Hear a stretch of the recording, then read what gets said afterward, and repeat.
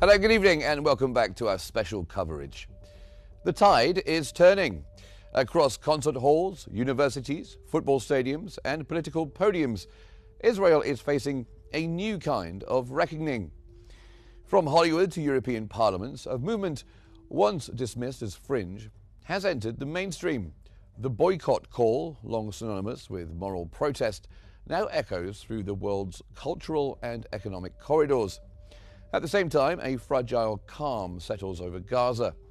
US and Egypt brokered ceasefire, signed under Donald Trump's mediation, promises peace, but leaves the world asking, who will ensure it lasts?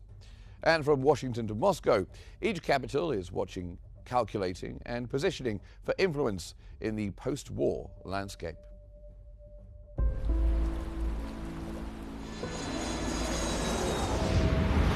الآن في شرم الشيخ بتجرى مفاوضات لإنهاء الحرب. I may go there sometime toward the end of the week, maybe on Sunday. لازم أسجل بتقدير واحترام شديد للرئيس الأمريكي ترامب على إرادته الحقيقية في إنهاء الحرب خلال جولة المفاوضات الحالية.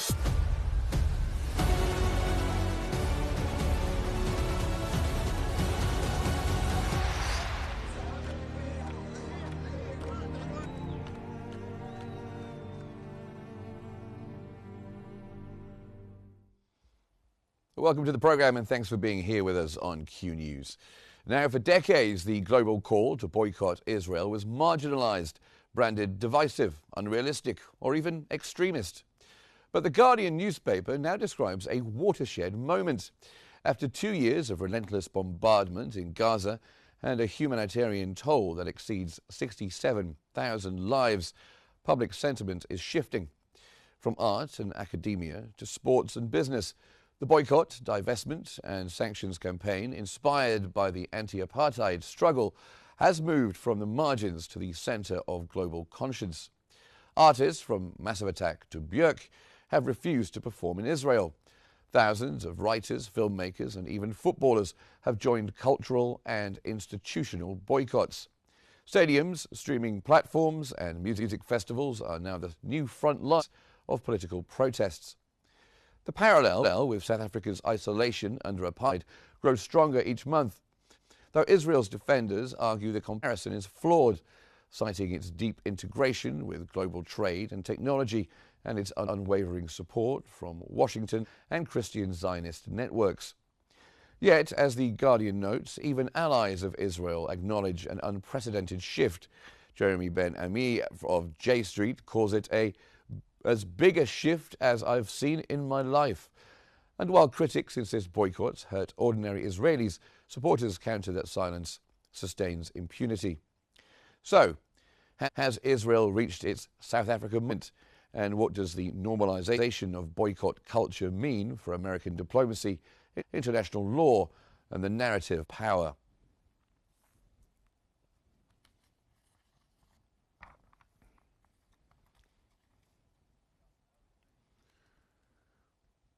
Now, to explore this global shift and its political ripples, we are joined by Justin Thomas Russell, the Executive Director of the Global Foreign Policy Center in Washington, a longtime observer of public opinion trends and U.S. policy shifts towards Israel and Palestine. Welcome to the program. Thanks for being with us. Now, the Guardian describes this moment when boycotting Israel, when boycotting Israel went mainstream. From your point of view, has anything fundamentally changed? Well, always good to be with you, as always, my friend. Look, the reality is, yes, things are changing. Now, let's be clear about one thing, that the situation that has occurred over the past, let's say 48 to 72 hours with the announcement of the agreement and with the meeting in Sharm el-Sheikh is going to be a big defining changing moment for that. However, what we have seen is what was called out as a couple of college students on a campus declaring to Harvard and Yale and Columbia and some, and Ben and Jerry's divest their Israeli interest. As the war in Gaza went on over the past 2 years, we saw a much more organized and a much more defined call for isolation economically of Israel. Did it have the effect that it had in, let's say, South Africa, as you pointed out in the opening of the segment? It's unclear because it hasn't been the duration that it was in South Africa. But let's be clear about one thing. Economic international isolationism that Israel was feeling was having an impact on their economy, an impact on public sentiment. Quite frankly, was probably, had this gone on, could have been detrimental. And do you think, when it comes to the United States, that this shift reflects the moral outrage at Gaza's destruction over the past 2 years? Or is it a broader generational rejection of U.S. foreign policy when it comes to Israel? Well, I think that, you know, as is the case in U.S. politics a lot, it is where the wind is flowing. You know, even some of your more left-leaning moderates were still defending Israel after October 7th. But as they saw the humanitarian crisis grow, as they saw the continued loss of innocent lives in Palestine, the women, the children, the elderly, and then having an impact, even innocent loss of lives in Israel, that back and forth, I think, took a toll on American public sentiment. And we started seeing a waver and the pendulum swinging towards calling for isolation of Israel, even economically, sometimes politically, as the war continued down that road. So, you know, we are still unsure of what the end impact will be when it comes to the economic call for isolationism. Was it becoming more common? Yes. Was it becoming a louder cry? Absolutely. And I think that's part of the reason why we started also seeing a shift in the Trump narrative as well. And over here in the Middle East, we've seen quite massive boycotts of American corporations, from Starbucks to McDonald's, because of their alleged Israeli ties. How sustainable is this new consumer-driven form of protest? And it must have, I mean, often these companies are franchised, don't they? But it must have quite a detrimental effect on their businesses here. Oh, absolutely. Look, you want to change public opinion, you hit corporate America in the wallet. You start taking money away from their revenue. You start taking away from stockholder dividends. Guess what? You're going to make an impact on U.S. policy. What you're going to see also is, look, you know, we look at the comparison between what's happening in the economic isolation of Israel and what happened with South Africa. I mean, they were making, back in the 80s, they were making videos, music videos, trying to control the narrative. A large group of 80s rockers made a video called "I Don't Want to Play Sun City." That was to take out the largest economic resort in South Africa. That's how they made an impact. And you're starting to see it become more and more as today's information world intertwines with today's economic world. We're going to see this become more of the norm, where policy pressures from corporate America will be driven by the consumer market that runs it. If I can't make the money, you know, back on the investment that I've made in places like Egypt, in the UAE, Qatar, Oman, name any Arab state, Jordan, then, you know, then all of a sudden, if I'm losing money because of my government's practice or support for a questionable action taken by one of our allies, then yes, we're going to put pressure on the White House to fix this, because we are in the business to make money, and the policy affects our bottom line. We're going to affect your policy. Let's talk a little bit about South Africa, shall we? They have been quite a big player in recent events. They've been taking Netanyahu, reporting him to the International Criminal Court. And when we go back to that period of apartheid, do we see, you mentioned that it's too early to tell, perhaps, but are we seeing parallels between what happened to the South African state at that time during apartheid? You mentioned rock and roll music in the 80s. We've seen quite a lot of that, haven't we?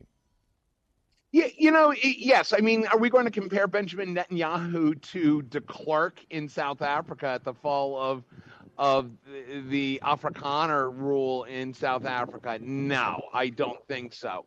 I think, and also let's be clear about one thing.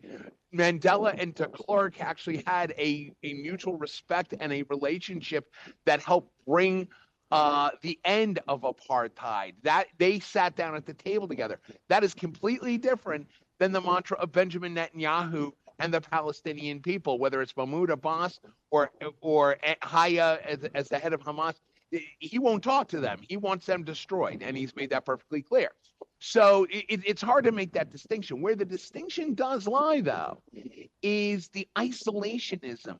Let's look at the fact that this call for isolationism wasn't necessarily driven by the Arab states. It was the U.S. allies that were calling for this. You're looking at England, England, Spain, France, some of our biggest NATO partners were the ones that were calling and isolating Israel, even in their calls for the Palestinian, in recognizing the Palestinian state. So what we're seeing is, as opposed to what we saw in South Africa, where the isolationism really didn't change much, it was the internal strife that changed it. Make no mistake about it, is our analysis, we believe, is that it was outside pressures and mostly economic that helped drive the situation and the political policies to where we are today. Make no mistake about it, is that economy in Israel falters. That lies solely on the hands of Benjamin Netanyahu, and he's going to have to answer many things. So I think that's why we're seeing where we are today. And the Biden administration and the Trump administration oppose this kind of activity. Where do you think the Trump administration is on this now? If, God forbid, things don't go well with this ceasefire, is Trump still going to be as friendly towards Netanyahu, do you think? Well, that's a great question. Actually, the reality is, and here's what we have to consider, is, look, you and I have been on screen together enough times to know that I am not exactly the biggest proponent of Donald Trump foreign policy. What I will say, though, is that in this case, Donald Trump and his team realize that these are not just political maneuvers, but these are maneuvers that affect the people that back him, and that's corporate America. When corporate America starts speaking, again, when you start hitting corporate America in their wallets, in their revenue, in their dividends, that's where the impact in policy goes, especially when you look at somebody who is supposed to be a deal maker, who campaigned on being the successful businessman that he is. It is business that is going to drive this. It is the dollar that is going to drive the U.S. policy. Netanyahu, on the other hand, is going to feel that, because when your largest economic and strategic partner, backer, is starting to wane away from you and start making comments like, we may not be able to give you all this defense equipment that you need. The companies that traditionally invest in hospitality, recreation, even auto manufacturers over there, defense manufacturers, all those companies are going to sit there and go, you know what, maybe it's now not the right time to make that additional investment. That is something that is going to impact Netanyahu and have an effect on him, or how this election may go in Israel a year from now when there's higher unemployment, higher inflation in Israel. That's going to be an issue he's going to have to address. And some people call these boycotts collective punishment. They're trying to hit Netanyahu and the policies of his government towards the people of Palestine, especially, of course, most recently in Gaza. Others call them moral accountability. What's your view? Oh, wow. You know what? One man's moral accountability is another man's punitive punishment. I don't think it's fair to put a broad brush on it like that, only because of this way, is because of the fact that, if it is a moral objective, if you're trying to gain a moral objective and change a policy, then again, if you can use it for good, if this stops the worsening of a humanitarian crisis that has been growing for 2 years now, then absolutely it is a moral imperative that, you use the tools around it. But again, at the same time, if you are defending Israel, if you are saying, like, look, Israel has the right to defend itself, this was all started because of a terrorist operation that was conducted by Hamas, which killed 1,200, still holding 47 hostages in captivity. If you look at it that way, then it would, is it punitive? No. Then, you can't really say that. You can't really blame them for defending their homeland and protecting their people. It's just that when you go over the line, when you overreach a little bit in your objectives, that's where it gets dicey, and that's where there's a gray area between punitive and a moral objective. And finally, Justin, do you think this economic isolation will continue, even if Israel does go through with the phases of ending the war in Gaza? It's unclear. Look, let's be honest. Western companies have made investments in Israel for since the creation of Israel back in the late 40s. What we're going to see is a continuation of that investment under the radar. Yes, I think what we'll see is that they will continue to push and grow the businesses there in Israel. Out front, in front of the cameras, we might see a little bit of hesitation. I don't think they're going to highlight it as a key market to the public. But I think that if this holds and we continue to see, and then also let's also consider the fact, again, we have elections in Israel next year. If those elections take out the Likud party, if Benjamin Netanyahu faces defeat and the opposition comes in strong numbers, then that is going to be almost a fuse to light to get economic incentives back into Israel, so we can see a calmer, more economically viable position for Israel and Palestine in the region. Well, thank you very much, Justin. Always a pleasure to have you on the program. Justin Thomas Russell there, joining us from Pennsylvania from the Global Foreign Policy Center. Thank you very much for joining us here on Q News.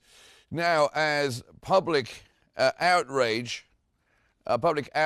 turns into while the world debates boycotts, Moscow is choosing balance. Reuters reports that the Kremlin cautiously welcomed Donald Trump's ceasefire plan, describing it as the best solution on the table. Russian President Vladimir Putin personally discussed the deal with Benjamin Netanyahu, signaling Moscow's intention to remain a key broker in Middle Eastern diplomacy, even as the United States reasserts itself in Gaza.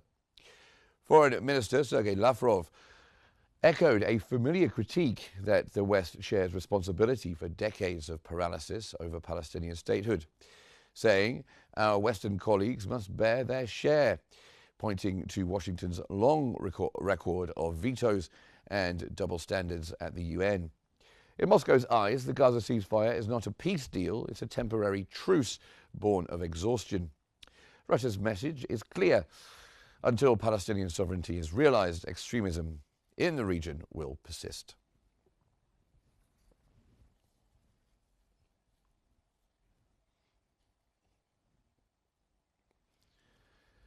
Now we're joined from Moscow from Sergei Markov, former advisor to Russian President Vladimir Putin and a prominent political analyst, to help us unpack Russia's view of this evolving ceasefire. Thank you very much for joining us back here on Q News, Mr. Markov.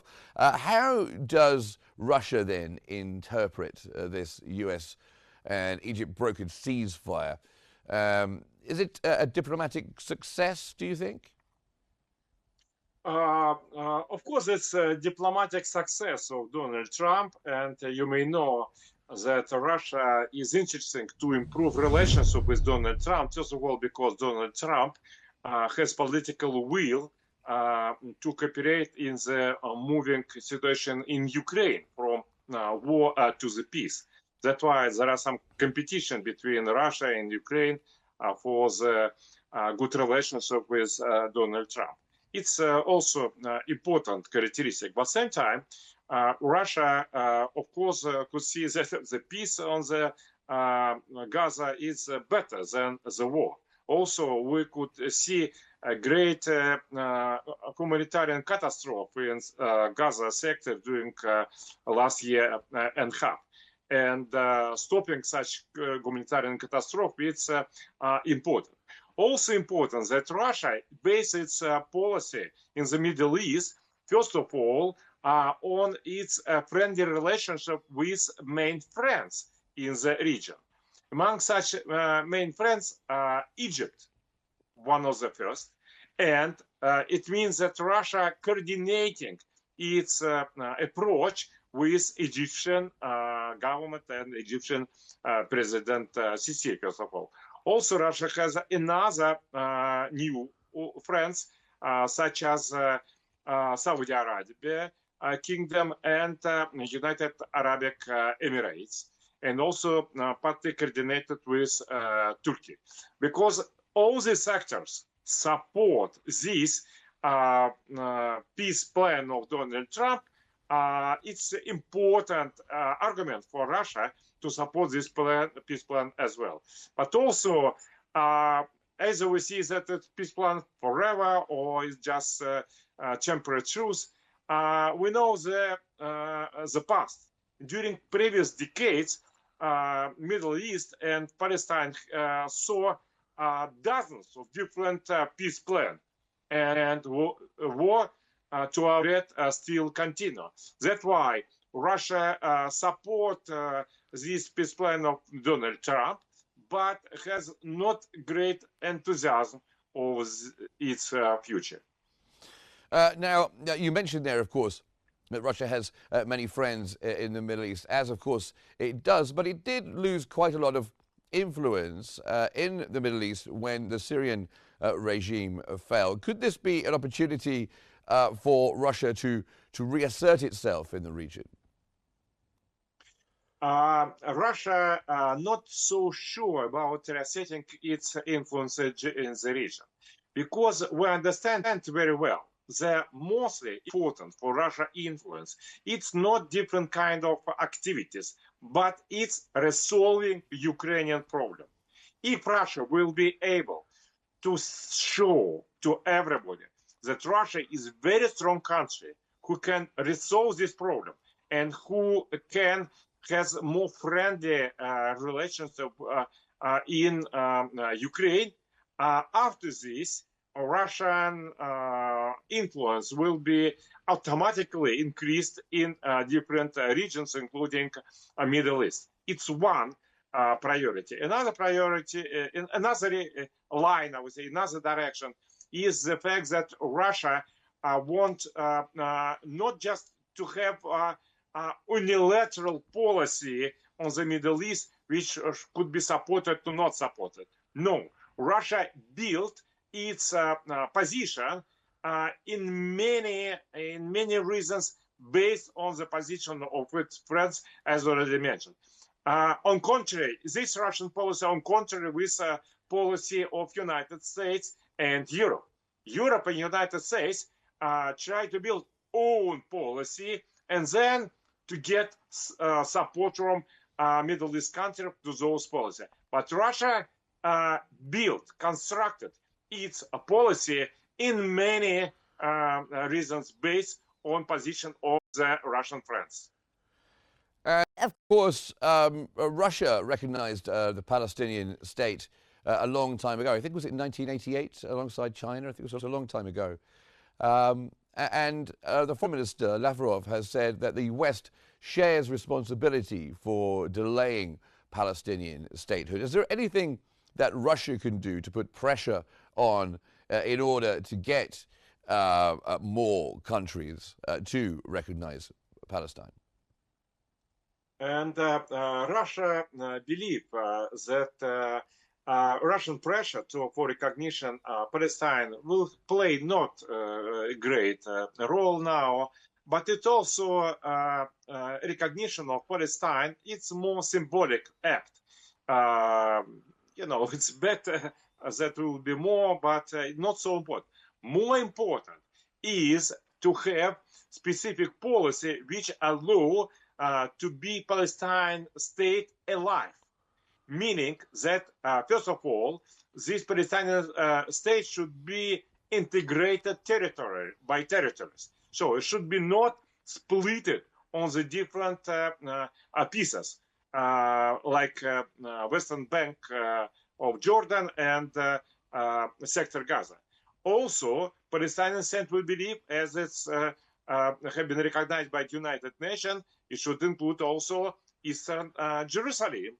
And all these three pieces should be connected with each other in one territory, but not just pieces. This can make Palestine state more alive and realistic.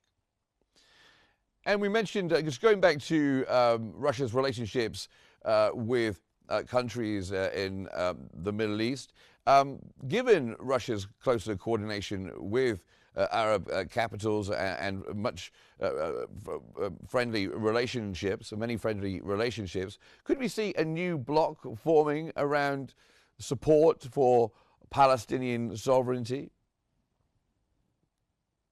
I think this not bloc which want to support sovereignty of Palestine.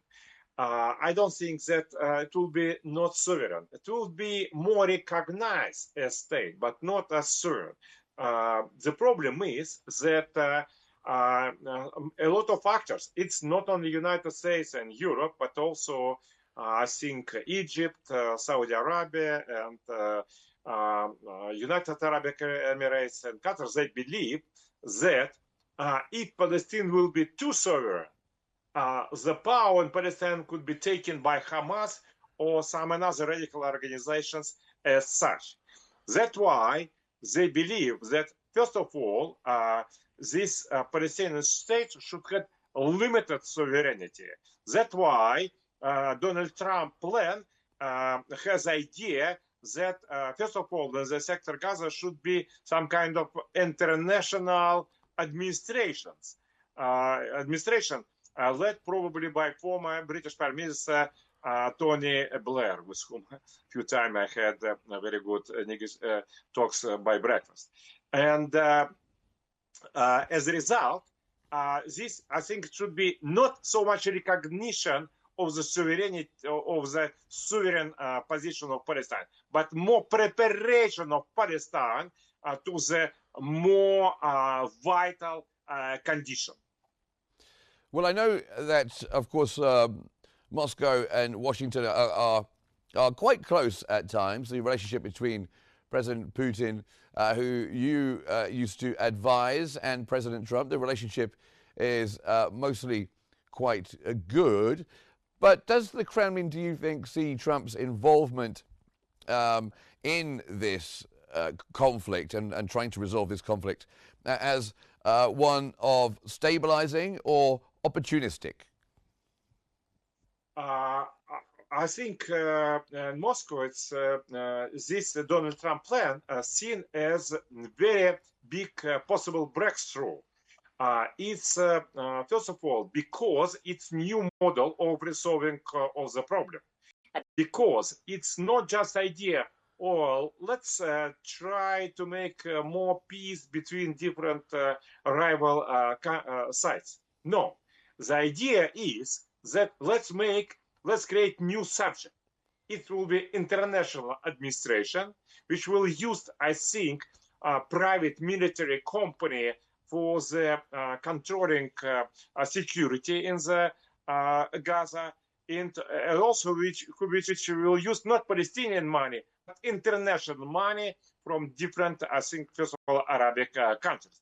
This is a new style of policy, new style of the resolving of the problem. And if this will be conditioned, if it will be well done, I think this style, this model, I mean, international, almost private administration, international security militaries, and international money, this model can be used for resolving of another problem.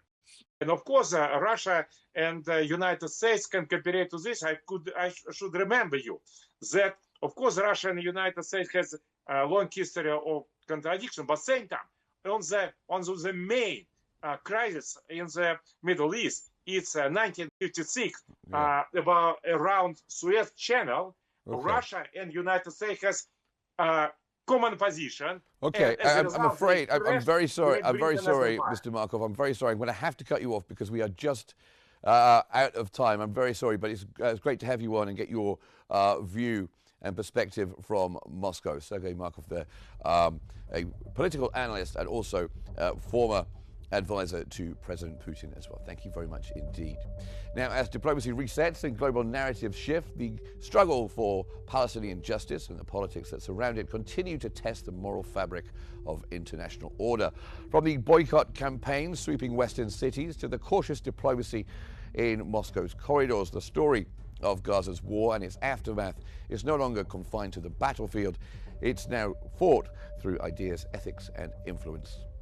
Well, thank you very much indeed for joining us here on the program. We will continue to have more special coverage right here very soon after a break. Thank you very much. Good night.